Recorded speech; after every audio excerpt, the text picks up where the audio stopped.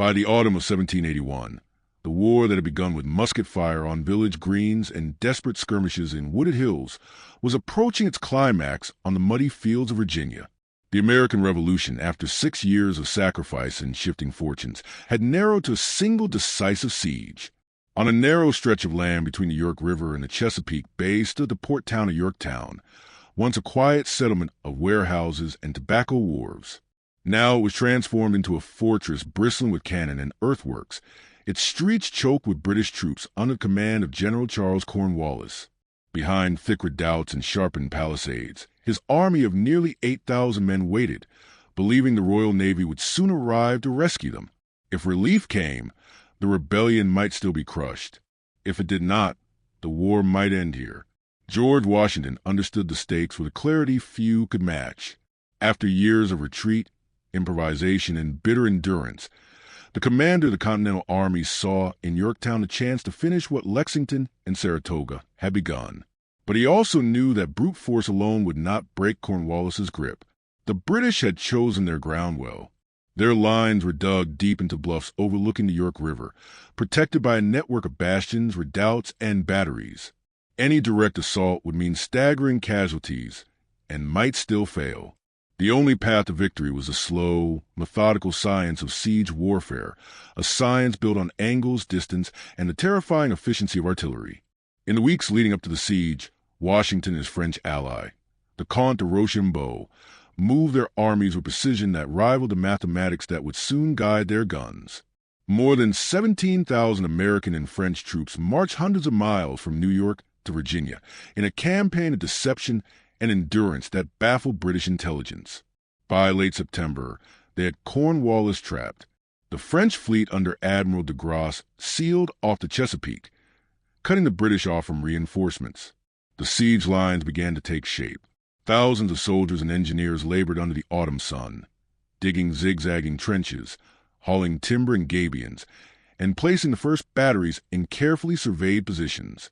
The town's fate would now depend not on bayonet charges, but on trajectories and elevations, on the weight of shot and the arc of a barrel. Artillery was not new to war, but its decisive role at Yorktown reflected a shift in the nature of conflict. In earlier battles of the Revolution, cannon had often been blunt instruments, terrifying in their noise and destructive power, but notoriously unreliable in range and accuracy. At Yorktown, that would change. The Allies brought with them more than 100 heavy guns, including 18 and 24-pounders capable of smashing stone walls and battering earthworks into dust. They also brought a new level of precision. French engineers, trained in the rigorous traditions of European siegecraft, calculated fields of fire and overlapping arcs with meticulousness rarely seen on American soil.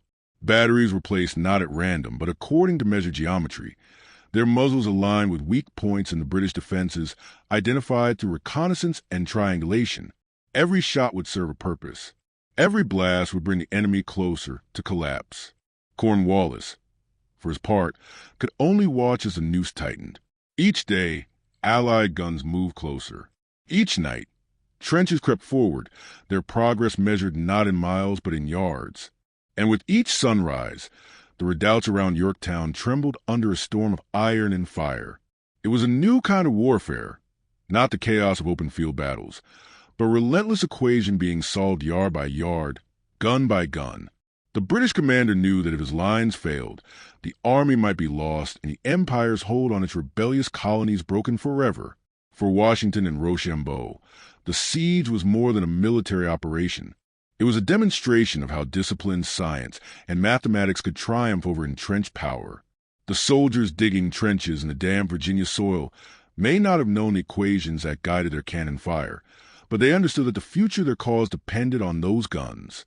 The Revolution had been born in defiance and sustained by courage, but would be won by calculation, by the careful application of geometry and powder, by the relentless hammering of iron shot into British walls, until no fortress, no empire, could stand against it. In the 18th century, the roar of a cannon on the battlefield was more than just a show of strength. It was a final result of a carefully constructed calculation. Behind every blast of iron and smoke lay an invisible world of geometry and measurement, of angles plotted against distance and elevation measured against terrain. Artillery was not a matter of simply pointing and firing.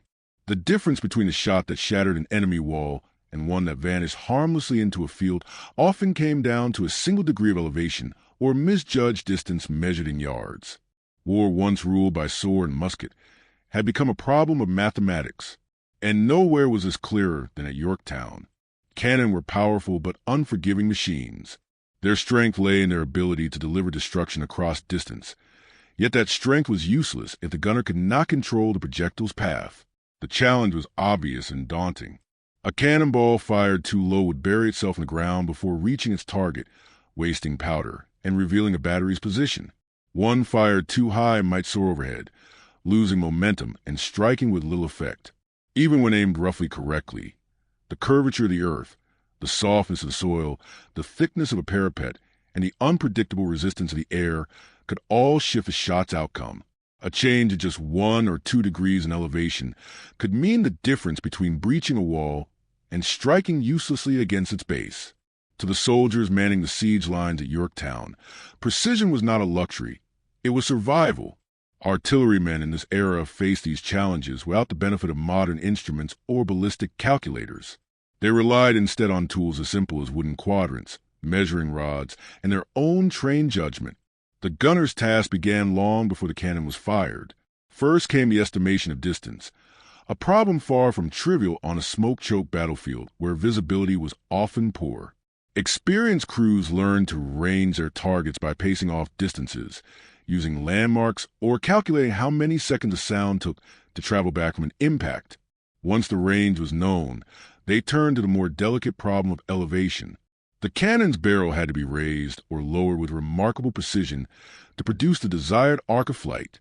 A rise of a few inches in a breech could change a projectile's trajectory by dozens of yards downrange.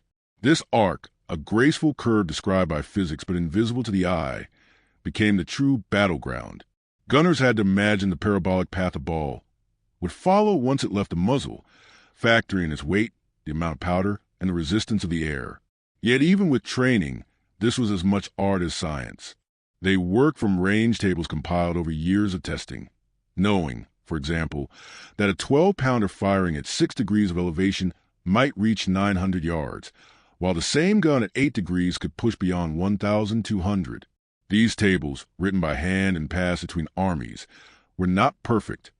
Temperature, wind, humidity, and even the wear on a barrel could skew results. Adjustments were constant, and gunners often fired a few test shots to bracket their target before unleashing a full barrage. At Yorktown, the stakes of these calculations were immense. The British fortifications were not simple stone walls. They were complex systems of ditches, berms, and angled parapets designed to absorb or deflect incoming fire. A cannonball that struck the lip of a trench at the wrong angle might embed itself harmlessly in soft earth. But a shot that struck just a few feet higher at the crown of a parapet could send lethal shards of wood, earth, and iron flying to defenders and open a breach for assault troops. To achieve this, gunners needed to adjust for every variable: the height of their own batteries, the distance of the target, the slope of the ground, and even how the recoil of the previous shot had shifted the carriage. The most skilled artillery officers treated their work as a discipline closer to engineering than soldiering. They sketched diagrams of the battlefield, measured angles with improvised instruments, and discussed shot placement as if solving a geometric theorem. And in truth, they were. Every cannonball traced an invisible curve described by mathematics, and each successful hit was proof that those equations, even when calculated by hand, with chalk marks and sight lines, could turn metal and powder into precise instruments of war.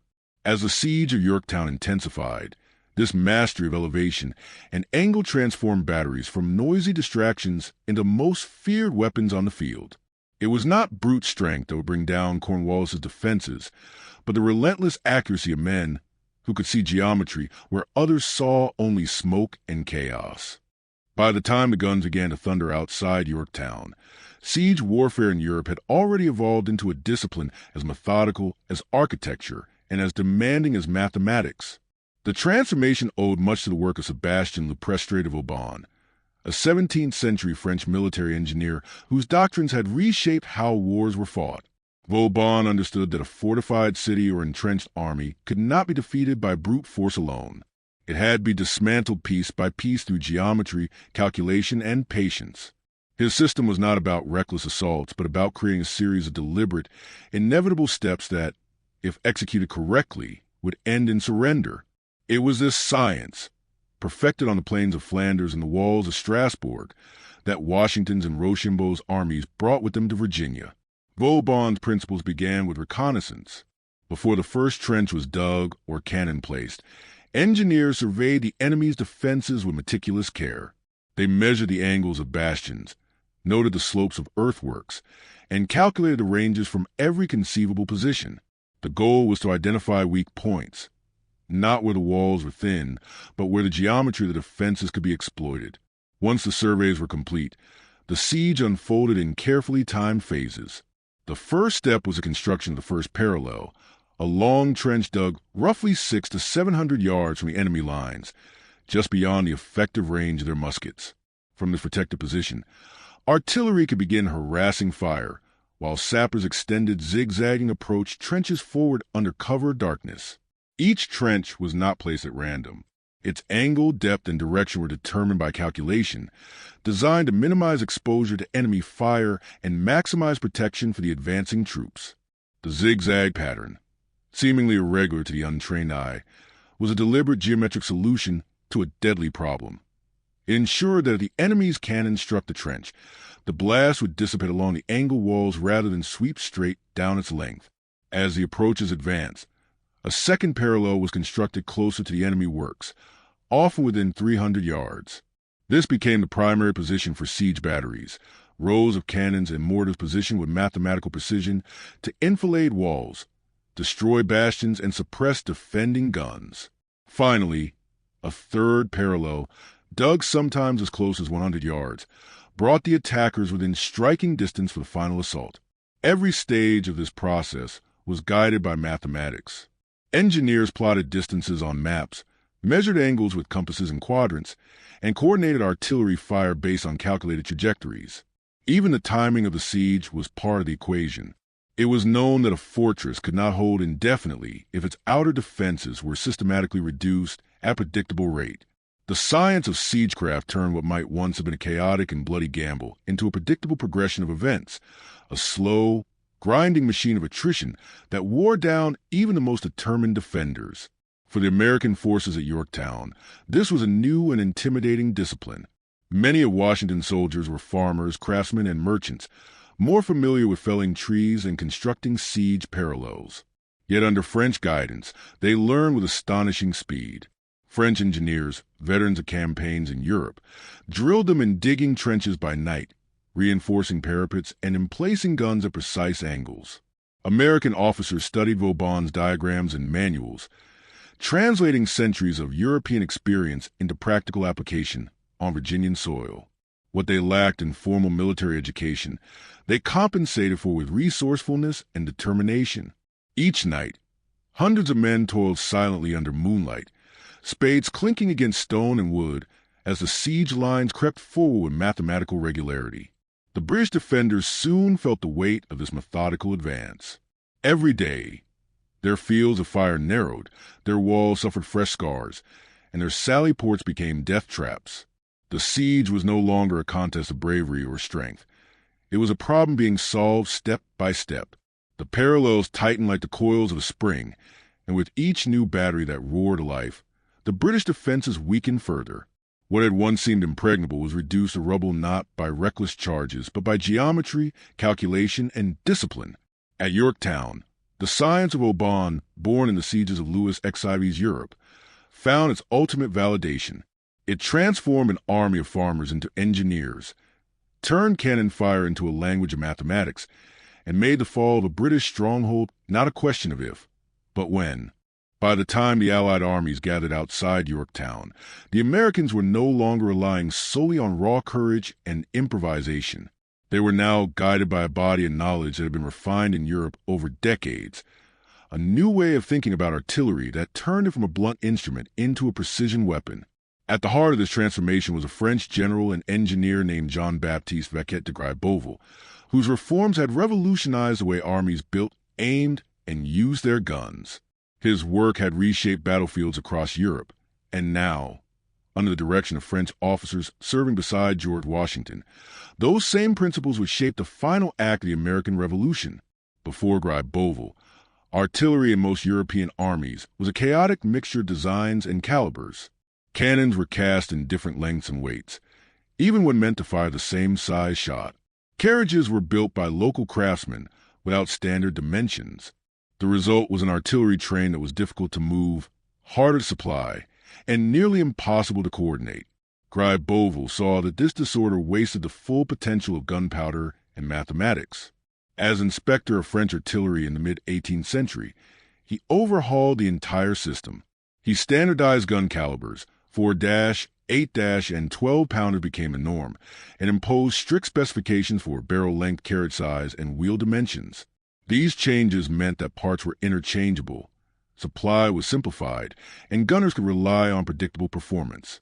More importantly, it meant that the mathematical tables used to predict range and trajectory could now be trusted across the entire artillery corps. Gribeauval's innovations extended beyond hardware.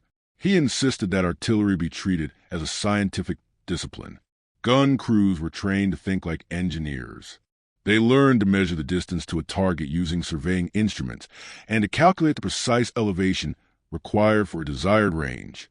They practiced adjusting the angle of a barrel in fractions of a degree and estimating the effects of wind, humidity, and powder charge. Even the timing of shell fuses, a notoriously unpredictable aspect of artillery, was subjected to calculation. Crews were taught to measure fuse lengths with calipers and estimate burn rates based on powder composition, ensuring that explosive shells detonated above enemy positions or within fortifications rather than too early or too late. By the time French officers crossed the Atlantic to fight alongside Washington, this rigorous, methodical approach to artillery was second nature.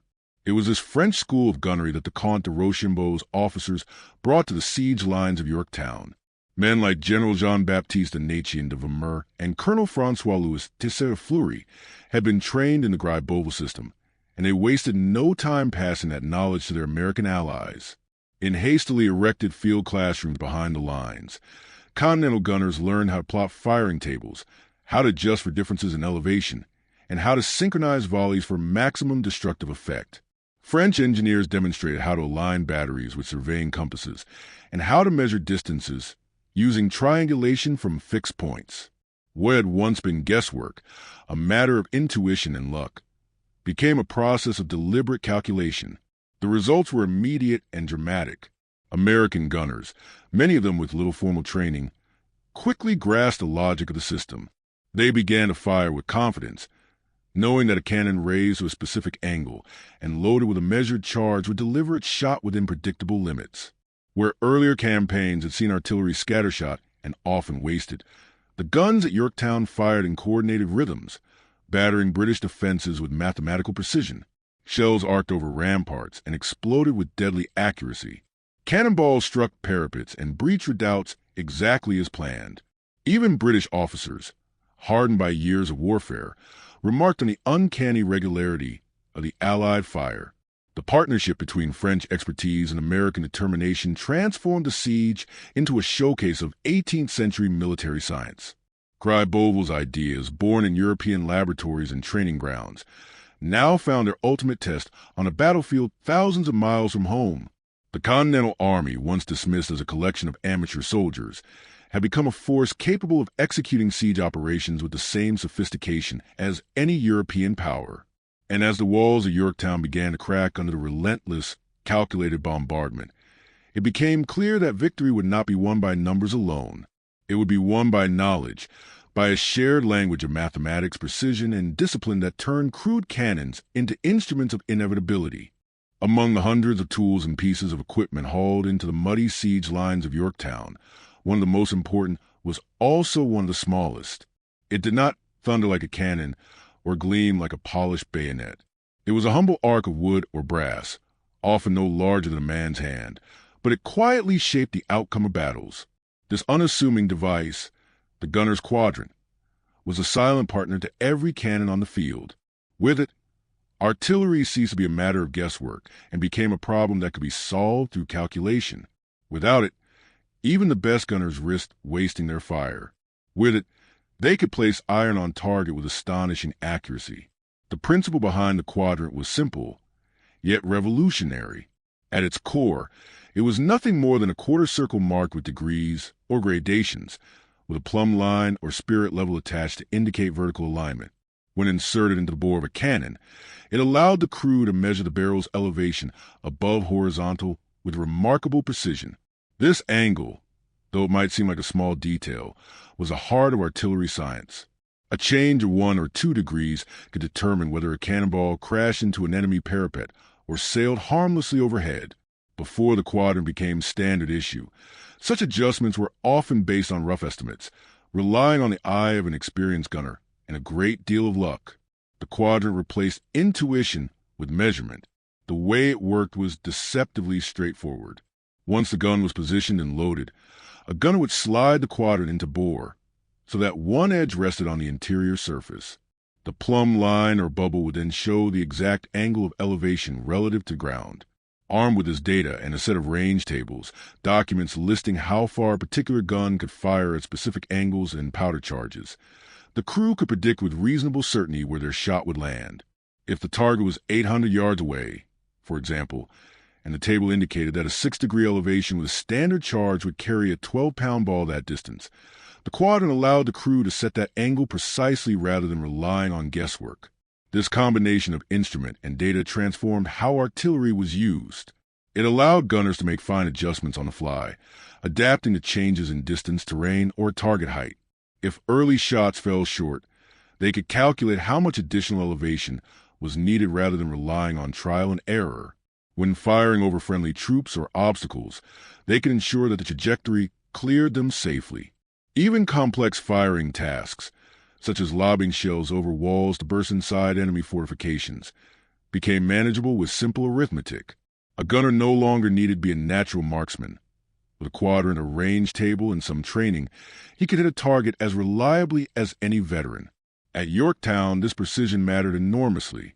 British fortifications were not static, monolithic walls, but layered defenses of earth, wood, and sharpened stakes. Hitting their weak points required careful calculation.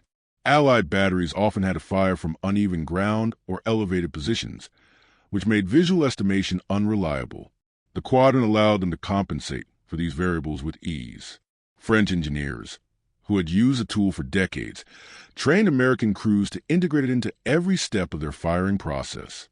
It became as essential to a gun team as powder or shot, passed from hand to hand before each discharge. The device also democratized artillery in a way few innovations had before. Previously, accuracy depended heavily on experience, and the best gunners were often veterans with decades of trial and error behind them. The quadrant changed that. Now, even relatively inexperienced crews could achieve consistent results by following the same mathematical procedures. This consistency was vital during a siege, where hundreds of guns needed to coordinate their fire, concentrating destruction on specific sections of enemy defenses.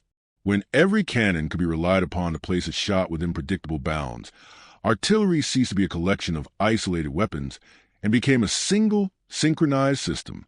In the damp trenches outside Yorktown, the quadrant was often covered in mud, its brass dulled by smoke and rain.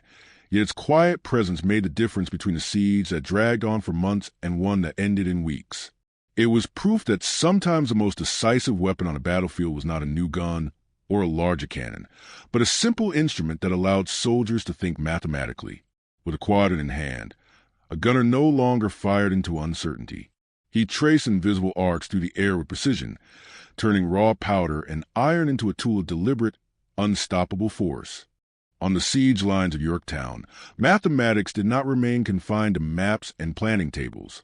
It was practice in the mud, scratched into the earth beside cannon carriages, and whispered among officers crouched behind gabions. Among the most powerful tools they wielded were not weapons at all, but simple geometric principles, triangles, ratios, and trigonometric tables that allowed them to see the battlefield with numerical precision. With these tools, they could turn a rough estimate of distance into an exact measurement and transform an uncertain shot into a predictable strike. In a war where every inch of range mattered, geometry became as lethal as gunpowder. The core of this battlefield geometry was the right-angled triangle. Artillery officers knew that if they could establish one fixed angle and one known distance, they could calculate the third side of a triangle, the unknown range to target. This was more than abstract theory. It was a practical method used daily on siege lines. Suppose a redoubt loomed ahead, its walls partially obscured by smoke and terrain. By placing a measuring rod or staff at a known distance and sighting the angle from a second point, officers could form a triangle between their position, the base of the wall, and an imaginary vertical line extending from the wall upward. The lengths of the sides could then be determined using ratios known since the time of Euclid. If one leg and the angle were known, the others followed by calculation. This principle of similarity, that triangles with the same angles maintain the same proportions, was especially useful in estimating distances too dangerous to measure directly. Gunners might measure a smaller, scaled triangle near their battery and apply its ratios to a larger, invisible one stretching to the enemy lines. For example, if a 1-foot baseline created an angle that measured a 5-foot rise at 10 feet away, the same angle would indicate a 50-foot rise at 100 feet. With careful observation and a few lines of arithmetic, they could approximate the distance to a parapet or the height of a bastion without ever leaving cover. Trigonometric tables, especially sine and tangent values compiled from centuries of mathematical study, turned these geometric ideas into actionable numbers. Artillery officers often carried small field manuals containing pre-computed values that related angles to distances. A glance at such a table could convert an angle measure with quadrant or simple sighting instrument into a precise range estimate. For instance, if a line of sight to the crest of a redoubt formed a 30-degree angle from horizontal and the observer's measuring post was 50 yards away, the sine and tangent tables would yield the approximate height and distance of the structure. These numbers were then used to adjust the elevation of guns or calculate fuse lengths for shells meant to burst above the target. What made this system remarkable was its simplicity and portability. The calculations did not require elaborate tools or specialized instruments. Many were performed with chalk on the wooden trails of a cannon carriage, or carved into the hard-packed earth of a trench wall. Officers sketched triangles on scraps of parchment or scratched them into the sides of ammunition crates. Soldiers who once worked as surveyors or carpenters were often among the best at these field calculations, their practical knowledge of measurement and proportion blending naturally with the demands of siege warfare. The methods were so straightforward that they could be taught quickly, allowing even relatively inexperienced gunners to contribute accurate data for battery placement and range adjustments. These techniques also had a cumulative effect. As the siege progressed, repeated measurements refined previous estimates, gradually reducing error and increasing accuracy. A distance calculated from one trench was cross-checked against another measurement taken from a different angle. Variations were averaged, and the resulting figures were used to update firing tables. By the time the heavy guns opened up, artillerymen were often working from calculations so refined that their first salvos were already striking dangerously close to the intended targets. To the British defenders, it seemed uncanny, as if the Allied guns possessed some hidden instinct that guided their fire. They could not see the calculations scratched into dirt or the geometric diagrams drawn under lantern light. They did not know that the arcs of iron crashing into their fortifications were the logical endpoints of carefully plotted triangles. Yet, that was exactly what they were. Each shot was a product of ratios and sine values, of measured baselines and calculated angles. On a battlefield where error meant wasted ammunition and missed opportunities, these simple geometric techniques turned artillery into a weapon of mathematical inevitability. The soldiers at Yorktown were not just fighting with muskets and cannon. They were fighting with numbers, and those numbers were rewriting the very nature of siege warfare.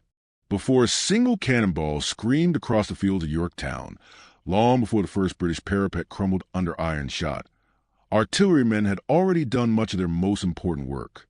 That work did not happen on the battlefield, but in testing grounds and training fields, where guns were fired not in anger but in careful, measured repetition. These were the proving ranges of the artillery corps, and the data gathered there became one of the most powerful weapons in any army's arsenal. It came not in the form of new technology or exotic metals, but as ink on paper, dense, handwritten tables recording how far a cannonball would fly under specific conditions. Known as range tables, these documents were the result of years of patient experimentation and they turned the chaos of cannon fire into something that could be calculated, predicted, and controlled. The principle behind them was deceptively simple.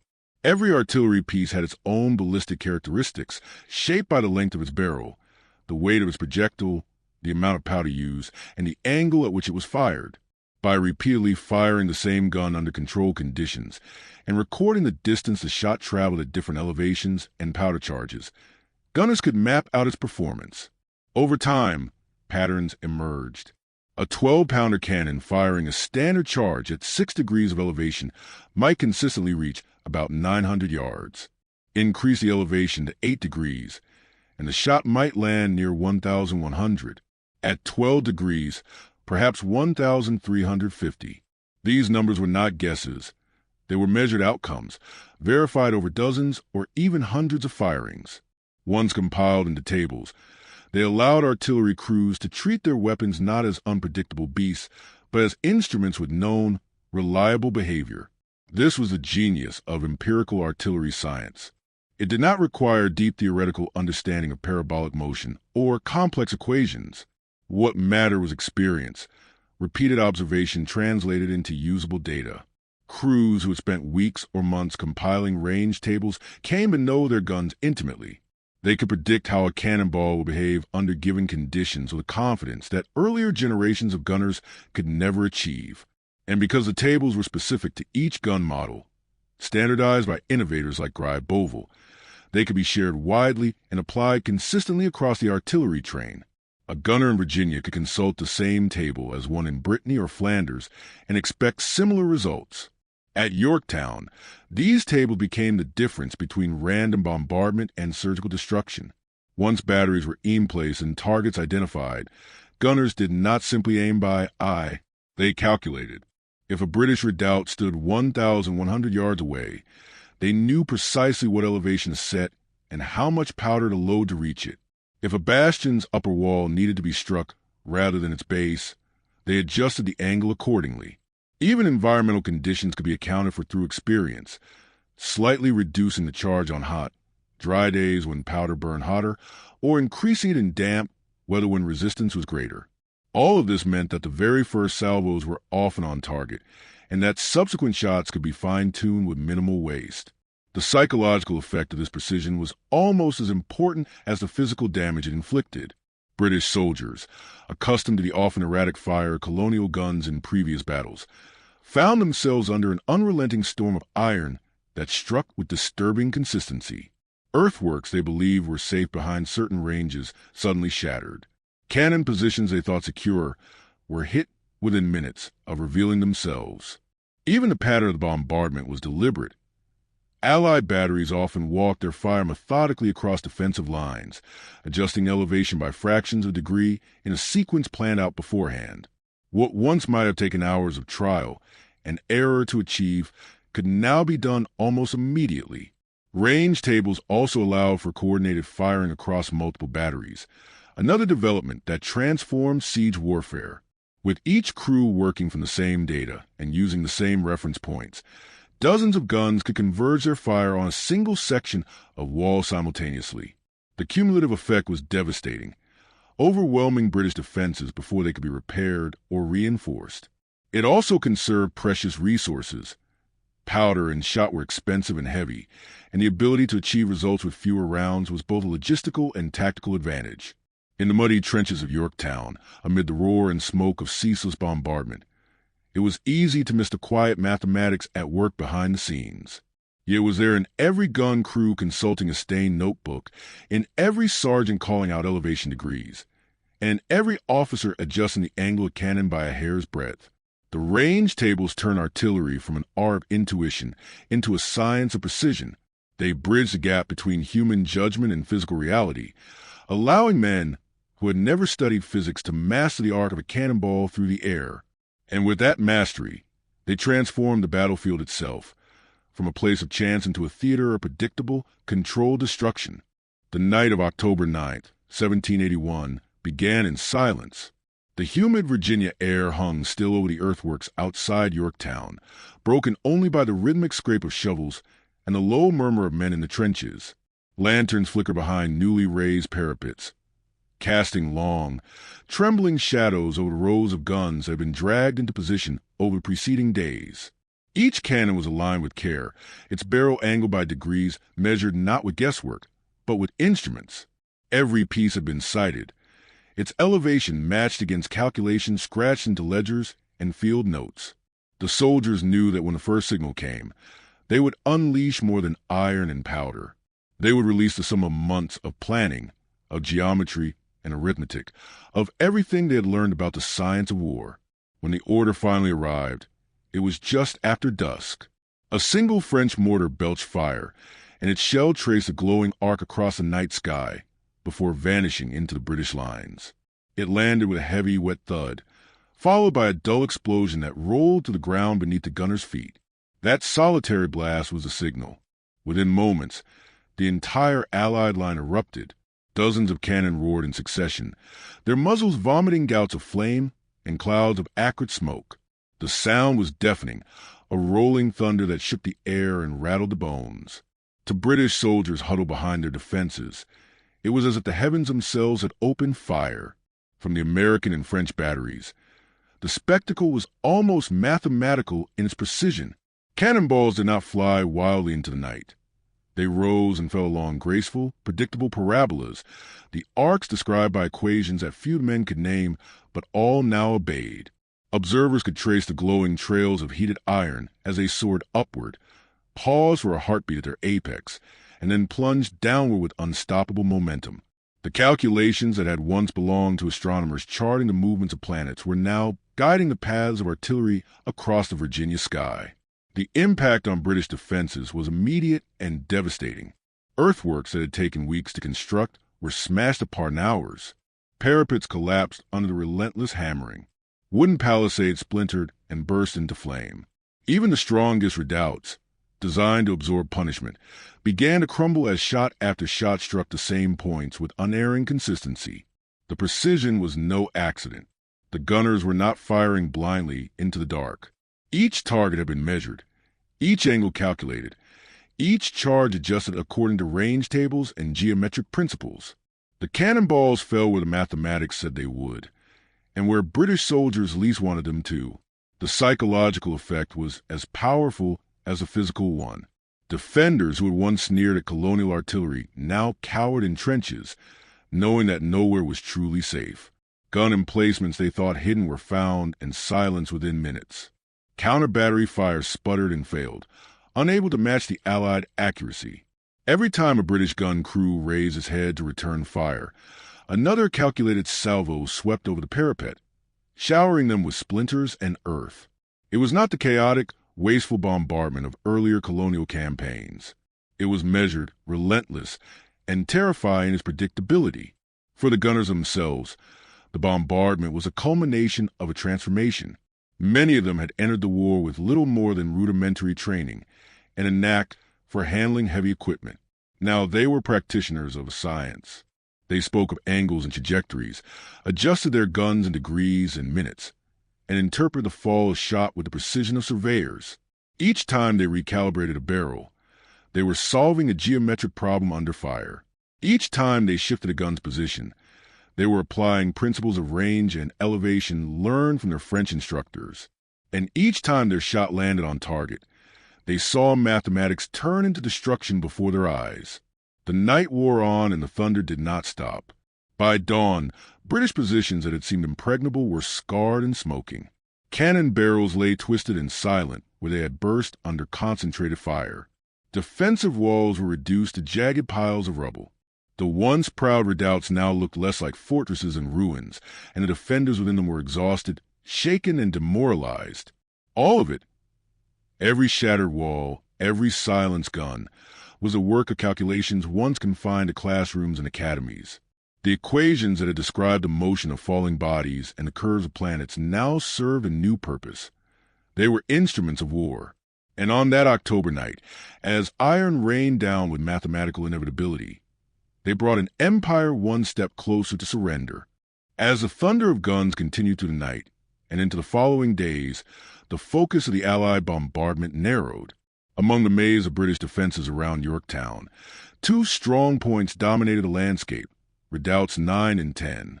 These small but formidable earthworks anchored the British outer line and guarded the approaches to the town itself. They were ringed with abatis and sharpened stakes, packed with infantry, and armed with artillery pieces designed to rake the advancing trenches with deadly fire. As long as they held, any final assault on Cornwallis's position risked catastrophic losses. But the Allies had no intention of rushing blindly into their guns. The redoubts would be taken apart piece by piece, not by bayonet, but by calculation. From the moment the first guns opened on October 9th, these two positions became priority targets. Allied artillery officers mapped them carefully, noting their dimensions, angles, and lines of fire. They plotted the trajectories required to strike them from multiple directions and coordinated batteries, so that no section of wall could go unhit for long. The concept was simple but devastatingly effective. The bombardment would walk its way closer to the redoubts each night, advancing in measured increments as new trenches were dug and new batteries brought forward. At first, the guns targeted outlying defenses, palisades, abatis, and communication trenches, softening the perimeter and restricting British movement. Then, once those were cleared or rendered useless, they shifted their aim inward, hammering the parapets and interior structures. The mathematics behind this creeping destruction were as deliberate as they were relentless. Each night, engineers calculated the new distance of the redoubts from the latest parallel trenches, adjusting range and elevation based on fresh measurements. They factored in the angle of approach, the height of the defenses, and even the effects of the sloped ground in front of them. Guns were repositioned, their muzzles raised or lowered by fractions of a degree, and charges recalibrated to match the new geometry. The result was a slow but steady tightening of the noose. With each passing day, the accuracy of Allied fire improved, and the redoubt's margins for survival shrank. The effects were felt keenly inside redoubts 9 and 10. British soldiers worked frantically to repair parapets that collapsed under constant shelling, but every repair was quickly undone by another precisely placed shot. Cannons mounted on the redoubt's platforms were targeted and destroyed one by one, often before they could fire more than a few rounds. The gunners inside were forced to take cover rather than return fire, and infantrymen found themselves crouched low in trenches as shot and shell churned the earth around them. Even attempts to sally out and disrupt the siege lines were thwarted by overlapping fields of fire, calculated to blanket every likely approach. The defenders could feel the precision of their enemies' calculations and the rhythm of the bombardment, each strike following the next with mechanical inevitability. Coordination among the Allied batteries was critical to this strategy. French and American crews communicated constantly, synchronizing their fire to maximize damage and maintain pressure. When one battery ceased firing to reposition, another took up the slack. When a particular section of wall began to buckle under sustained hits, additional guns concentrated on the weak point until it gave way. The goal was not just to damage the redoubts, but to deny the British any chance to recover or regroup. It was a war of attrition fought in feet and inches, with every adjustment bringing the Allies closer to their objective. By October 14th, the redoubts had been reduced from formidable bastions to battered husks. Their outer defenses were in ruins, their artillery silenced, and their garrisons demoralized. The ground before them was littered with splintered timber and fragments of shot. Every calculation, every adjustment in angle and range, had done its part in preparing the battlefield for what would come next. When the order was given for the infantry to storm the positions at night, they would not be charging into unbroken walls and ready guns. They would be assaulting fortifications already half defeated by mathematics. The final preparations for the attack were themselves guided by the same precision that had defined the siege. Allied officers studied the results of the bombardment, identifying the sections most weakened by sustained fire. These would become the focus of the assault, ensuring that troops struck where resistance was lowest. At Redoubt 10, Alexander Hamilton led his men silently through the darkness, scaling the damaged walls before British defenders could react. At Redoubt 9, French forces surged forward under covering fire, breaching the weakened defenses and driving the enemy out. The success of those assaults was not the result of brute strength or reckless bravery, though both were present, but of weeks of calculated, coordinated fire that had systematically stripped the redoubts of their power to resist. By dawn, the The two positions that once anchored Cornwallis's defenses were in Allied hands. The road to Yorktown lay open, and the end of the war was now within reach. As the Siege of Yorktown ground on, the work of the artillerymen became a nightly ritual of calculation, observation, and refinement. The thunder of the guns by day was only part of the story. After the smoke cleared and the cannons fell silent, the real science of siege warfare began again in the darkness. Long after most soldiers had laid down to rest, gun crews and engineers gathered by lantern light to study the results of their day's bombardment. They measured the craters left by their cannonballs, noted where shells had struck too far or too short, and recorded the damage inflicted on British defenses. Every shot fired was a data point, and every data point was a clue, evidence of how the next barrage could be improved. This was the hidden rhythm of the siege, the steady pulse of mathematics beneath the chaos of battle. The process was meticulous and often exhausting. Gunners first determined the fall of shot distances, the precise points where the projectiles had landed relative to the intended target. If a cannonball meant to strike a parapet had buried itself 10 yards short, they noted the shortfall. If a shell meant to burst over a redoubt detonated too far beyond, they recorded the overshoot. These measurements, often taken under cover at night, when enemy fire was less intense, formed the basis of a new series of adjustments. The angle of elevation might be increased by a degree or two, or reduced if shots were consistently flying long. Powder charges were recalibrated, sometimes reduced slightly to compensate for warmer temperatures that made powder burn hotter and increase velocity. In some cases, even the way a gun was packed or tamped was altered to fine-tune performance. Environmental conditions were another constant variable. The humidity of the coastal Virginia air affected the burn rate of powder and the density of the atmosphere. High humidity slowed powder ignition and slightly reduced muzzle velocity, causing shots to fall short. Dry, windy nights could have the opposite effect, sending rounds farther than expected. Wind direction itself could deflect a projectile's path, pushing it wide of its mark. Artillerymen learned to read these changes like sailors reading the tide, incorporating them into their nightly adjustments. A gentle breeze from the southeast might mean lowering the elevation fractionally or aiming a degree to the left. Heavy evening mist might require adding a touch more powder to compensate for damp conditions. These were not guesses but informed calculations based on careful observation and accumulated experience. Even the cannons themselves changed over time, forcing further refinements. Repeated firing wore down the interior of a barrel, altering how it gripped and accelerated a projectile. A gun that had been perfectly calibrated in the first week of the siege might start to fire slightly longer or shorter after dozens of discharges. Crews tracked these changes obsessively, adjusting their tables and sighting methods to reflect the evolving behavior of each piece. No two cannons were treated exactly alike. Each had its own personality, and the best gunners knew them as intimately as a craftsman knows his tools. The cumulative effect of these nightly recalculations was extraordinary. What began as an approximation on the first days of the siege became, over time, a near-perfect equation. By the second week, Allied artillery was striking British targets with almost mechanical regularity.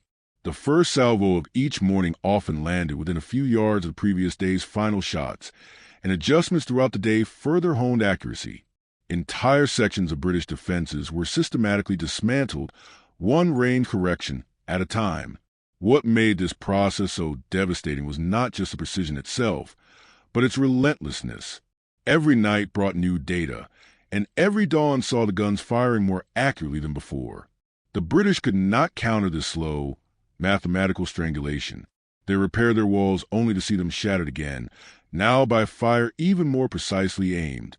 They moved artillery to new positions only for Allied guns to find them within hours. It was as if the besieging army was solving a problem step by step, and no matter how the defenders tried to change the equation, the solution always advanced toward the same inevitable answer. The trenches crept closer, the fire grew deadlier, and the margin for British survival narrowed with each passing day.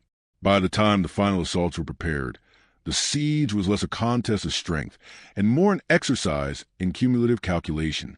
The Allied artillery had transformed the battlefield into a vast geometry problem, recalculated nightly and solved anew with every dawn. It was a discipline that required patience and precision, but it paid devastating dividends. And as British soldiers huddled in their crumbling defenses, they faced a grim reality. They were not fighting just men and guns. They were fighting a relentless, self-correcting machine built from observation, mathematics, and iron, a machine that had already calculated their defeat. The science of artillery at Yorktown did not end when the cannon was fired. In many ways, its most delicate calculations began after the projectile had already left the barrel. Beyond the geometry of elevation and the arithmetic of range lay another layer of complexity, the mathematics of time itself. Nowhere was this more critical than in the art of fuse setting, a discipline that transformed shells from blunt instruments of destruction into precise tools of siegecraft. The difference between a shell that exploded harmlessly in the open sky and one that detonated directly over an enemy trench could mean the difference between a wasted shot and a decisive blow. And like so much else in the siege, it was mathematics that made the difference. The basic principle was straightforward, but challenging to master. Artillery shells of the period, hollow iron spheres packed with powder, were ignited by a simple fuse, a carefully measured length of combustible material inserted into the shell's opening before firing. When the cannon discharged, the fuse caught fire, burning steadily as the shell flew through the air. If the timing was correct, the shell exploded precisely where intended, over a trench filled with soldiers, inside a fortified bastion, or amid a cluster of guns. If the timing was off, the results were far less effective. A fuse that burned too quickly caused the shell to detonate mid-flight, showering the ground with harmless fragments. A fuse that burned too slowly buried the shell in the earth before exploding, its force absorbed by the soil. Precision was everything, and precision required careful calculation. To achieve this, artillery officers relied on both empirical data and mathematical reasoning. The first step was to know the burn rate of their fuses. This was not a fixed value. It varied based on the composition of the materials, the thickness of the casing, humidity, and even the way the fuse was packed. Through repeated testing, gunners determined how many seconds a standard fuse length would take to burn under specific conditions. They might discover, for example, that a 4-inch fuse burned for 3.5 seconds on average, while a 5-inch fuse lasted just under 5. These numbers were then cross-referenced with range data and trajectory calculations to estimate how long a shell would remain in flight. From there, the arithmetic became a matter of aligning time and distance. If a shell would take 5 seconds to reach its target at a given elevation and charge, the fuse needed to burn slightly longer than that, perhaps 5.25 seconds, to ensure detonation at the optimal moment. If the goal was to explode just above an enemy trench, a shorter fuse might be used, compensating for the lower arc and shorter flight time. When firing into enclosed fortifications, where a shell needed to penetrate before detonating, a slightly longer burn might be chosen to allow the projectile to breach the structure first. Even small errors mattered. A miscalculation of half a second could mean the difference between annihilating a gun crew and leaving them unharmed. These calculations were often done on the spot, scrawled into notebooks or scratched into the wood of ammunition crates. Officers considered not only distance and angle, but also subtle variables like wind resistance and humidity, which could slightly alter flight time. They took into account the elevation of the target. A shell aimed downhill, for instance, would travel faster than one fired upward, requiring an adjustment in timing. Even condition the gun mattered. A worn barrel might reduce muzzle velocity, lengthening flight time and requiring a shorter fuse. At Yorktown, these refinements paid off in devastating fashion. British soldiers soon learned that even trenches, normally safe havens from solid shot, offered little protection from the rain of timed shells bursting overhead.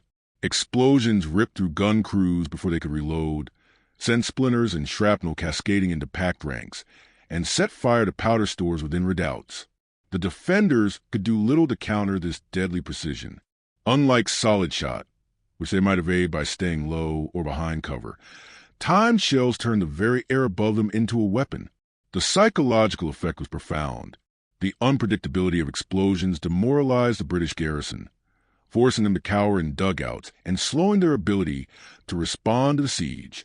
Even their attempt to counter battery fire were hampered as their gun teams were repeatedly scattered by shells that burst exactly where and when besiegers intended.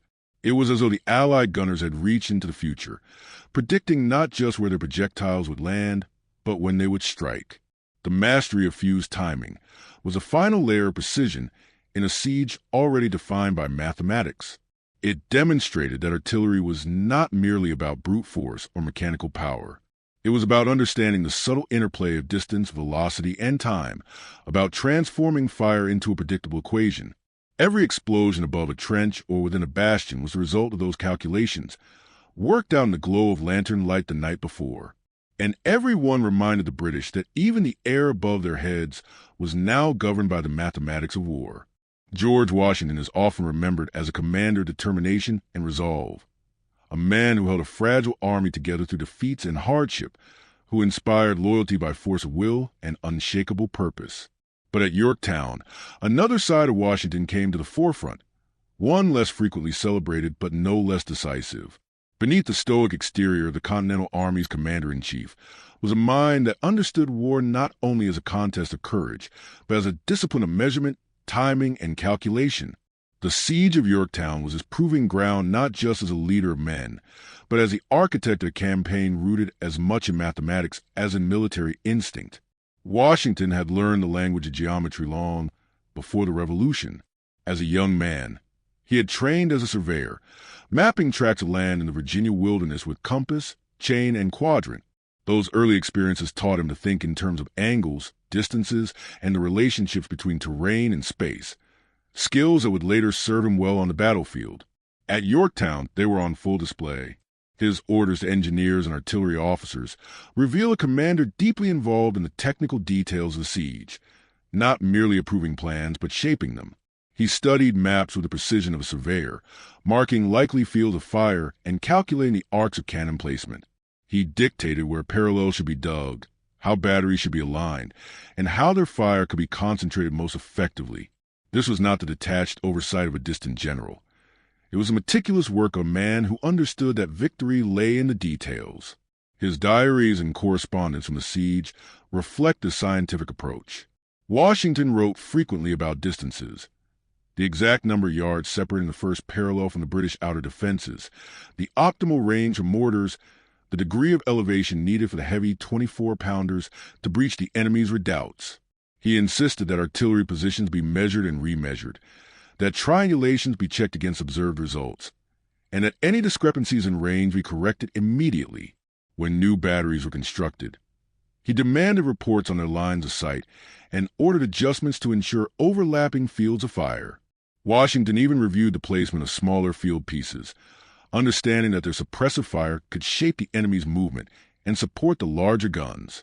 It was this insistence on precision that gave the Allied siege its extraordinary effectiveness. Under Washington's direction, artillery was not scattered haphazardly across the field, but arranged with deliberate purpose. Each battery was part of a larger geometric design, its field of fire overlapping with its neighbors to create a seamless wall of destruction. British positions were not simply targeted. They were mapped, measured, and methodically dismantled. Even the timing of assaults reflected Washington's calculations. He ordered the infantry forward only after repeated bombardments had reduced key redoubts to rubble, their guns silenced, and their walls too weak to repel an attack.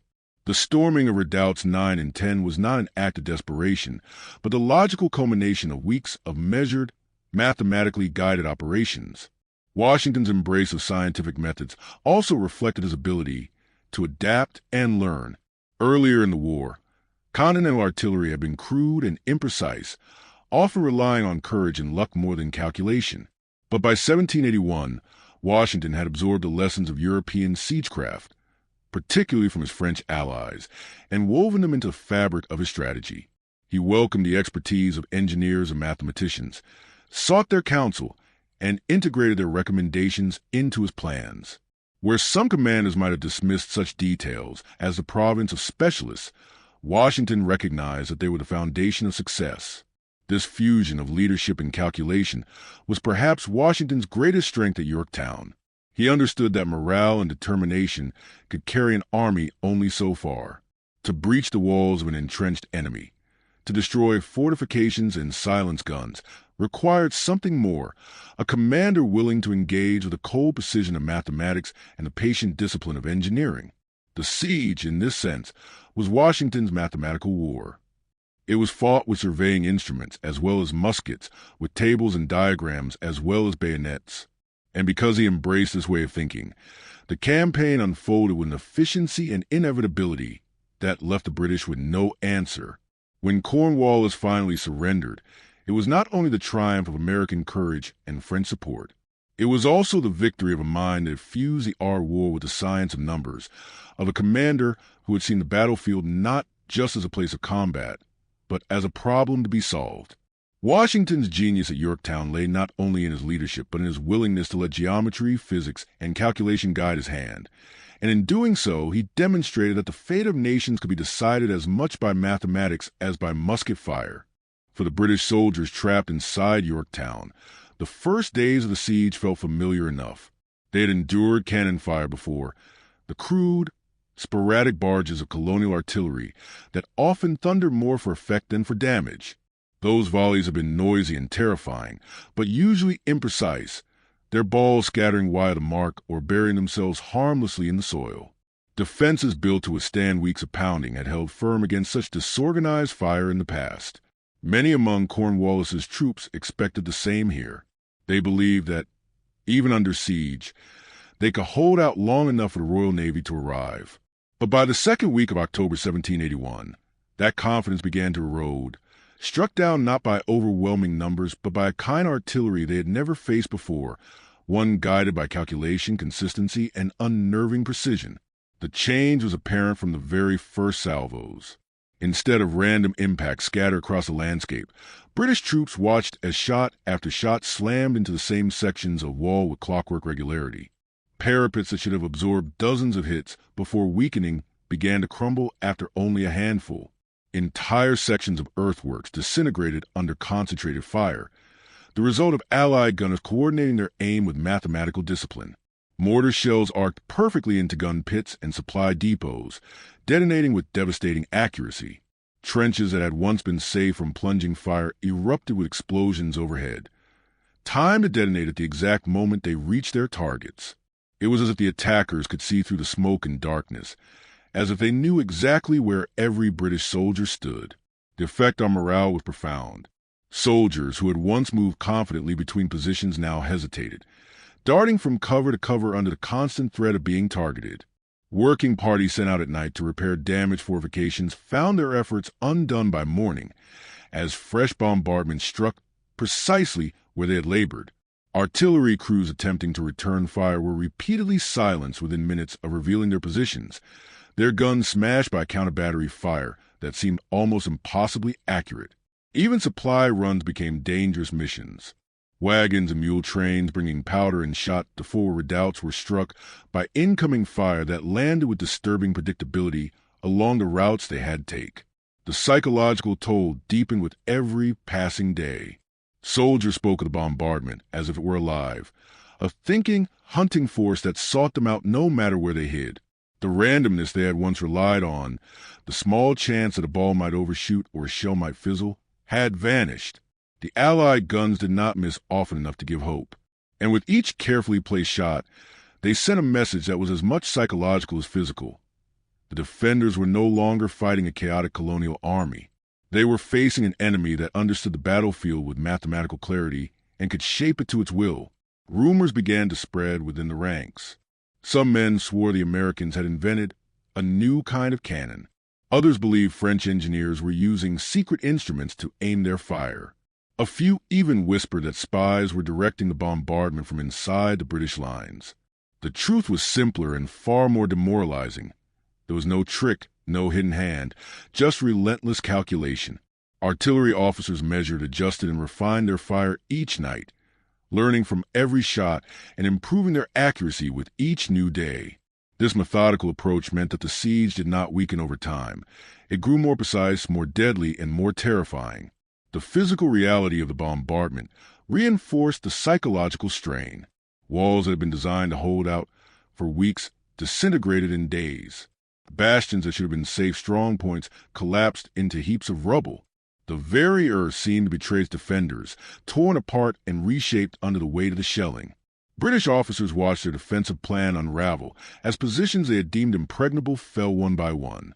The garrison was being dismantled not by overwhelming numbers or heroic assaults, but by a cold, unrelenting science that reduced their defenses to equations and their hopes to variables that no longer added up to victory.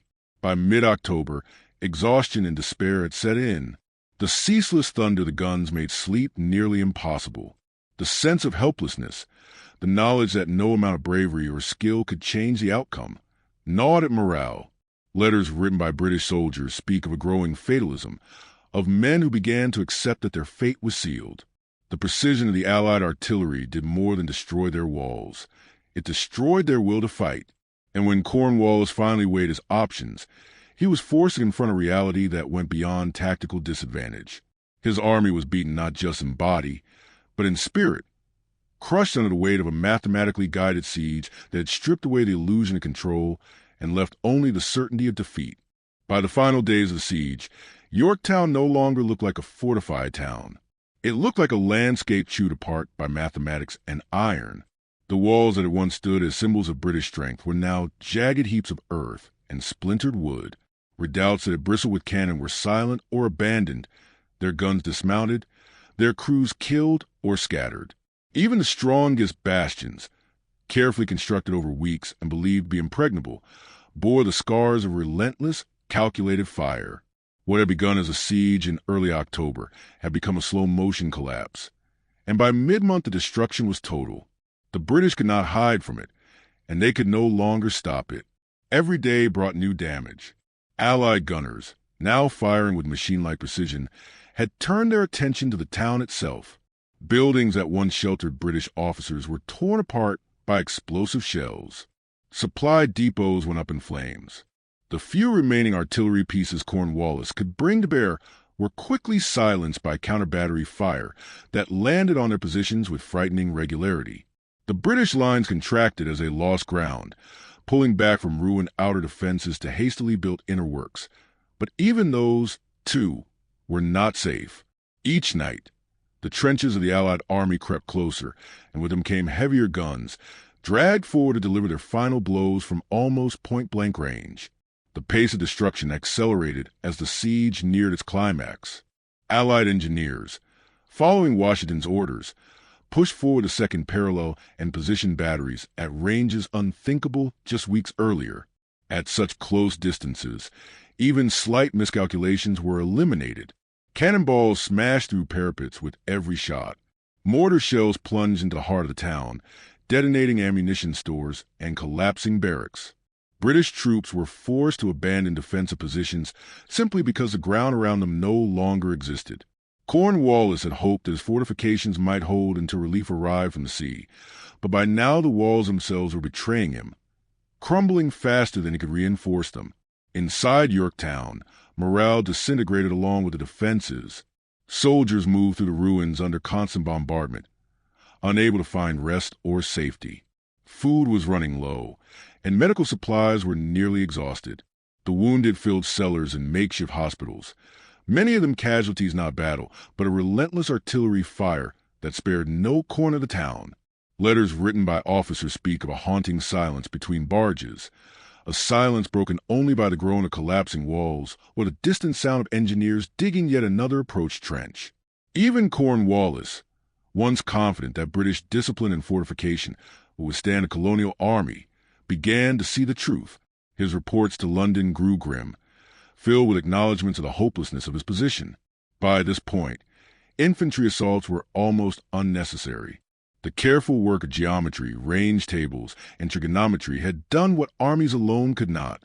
The British defenses were no longer formidable obstacles to storm. They were weakened remnants, ready to be taken with minimal effort. When Washington ordered the storming of redoubts 9 and 10 on the night of October 14th, it was less a desperate gamble than a formality, the final step in a campaign that mathematics had already decided. The assault succeeded quickly, and once those redoubts were in Allied hands, the remaining British positions were exposed from multiple angles. Their lines of fire overlapped, their fields of defense collapsed, and their last hopes of holding the town disappeared entirely. The strategic picture was just as bleak. Cornwallis knew the Royal Navy would not arrive in time to save him. The French fleet had sealed the Chesapeake, and the British were isolated, cut off from reinforcement or escape. The once proud British Army in Virginia, which had marched confidently through the South and seemed poised to crush the rebellion, now found itself surrounded, battered, and outmaneuvered. It was not defeated by sheer weight of numbers or superior firepower, but by a disciplined, scientific approach to war, a siege that combined engineering, mathematics, and relentless determination into a weapon more powerful than any cannon alone. By October 17th, the reality could no longer be denied. Cornwallis requested a ceasefire to discuss terms of surrender. 2 days later, British troops marched out of Yorktown and laid down their arms. The empire that had once seemed unshakable was shaken to its core. Word of the defeat spread quickly across the Atlantic, and when there came a realization that the rebellion in America could not simply be suppressed by force. The walls of Yorktown had fallen, but so too had the illusion of British invincibility. In their place rose a new reality. That disciplined calculation, guided by mathematics and executed with relentless precision, had humbled the mightiest military power in the world.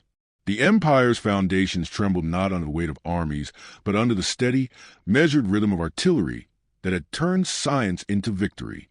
When the smoke finally cleared over Yorktown and the British Army marched out under the white flag of surrender, it marked more than just the end of a battle.